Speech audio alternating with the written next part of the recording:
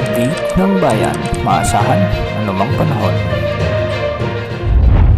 Magandang araw po sa ating lahat. Narito ang update sa lagay ng panahon ngayong araw ng Huwebes, May 30, 2024. Kahapon ay opisyal na ngang idineklara ng Pag-asa ang pagsisimula ng tag-ulan o habagat season sa ating bansa. Sa pagpasok ng tag-ulan sa bansa, asahan naman ang mas maraming lugar na mabababad na naman sa tubig ulan, lalo na sa mga bahaing mga lugar. Ang mga pag-ulang dala ng habagat ay posibleng magdulot muli ng mga pagbaha at minsan ay mga pagguho ng lupa. Sa ngayon may nakikita tayong kumpol ng kaulapan sa bahagi ng West Philippine Sea at ayon naman sa mga weather models na ginagamit natin ay mababa naman ang tsansa nito na mabuo bilang ganap na bagyo, ngunit bahagyan nitong palalakasin ang habagat sa ating bansa lalo na sa kanlurang bahagi.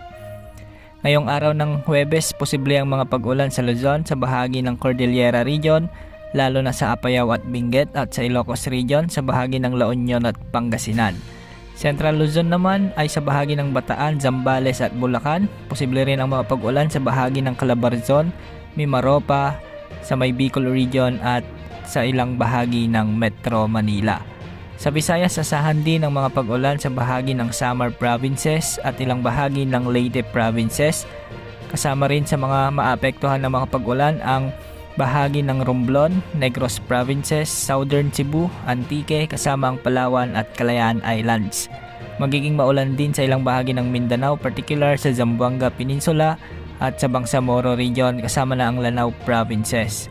May mga inasahan ding pag-ulan sa may Caraga at sa bahagi ng Davao Region. Wala namang nakataas na gale warning sa mga karagatang sakop ng Pilipinas sa araw na ito. Kahapon nasabi nga ng Pag-asa ang formal na pagsisimula ng tag-ulan sa bansa at indikasyon na ito na mas magiging madalas ng mga pag-ulan at pagkabuo ng mga bagyo sa mga susunod na linggo o mga buwan.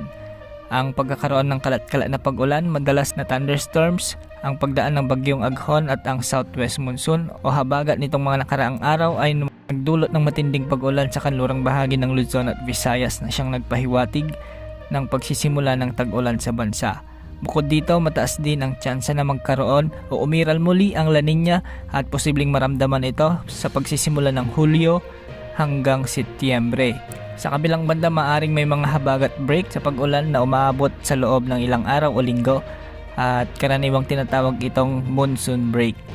Patuloy namang babantayan ng Pag-asang lagay ng panahon at klima ng ating bansa. Yan ang update sa lagay ng panahon. Ito po ang weather update ng bayan, maasahan anumang panahon.